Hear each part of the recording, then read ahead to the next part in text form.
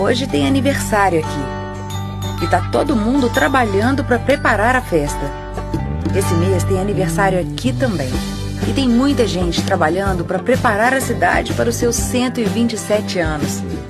São pessoas que a gente nem conhece, mas que estão lá fazendo um novo posto de saúde, construindo uma nova maternidade, cuidando da alimentação das nossas crianças, fiscalizando os ônibus quando o dia nem amanheceu, mantendo os equipamentos da cidade sempre em bom estado, vendo tudo o que acontece 24 horas por dia, fazendo obras que deixam o trânsito melhor, organizando a nossa festa mais bonita.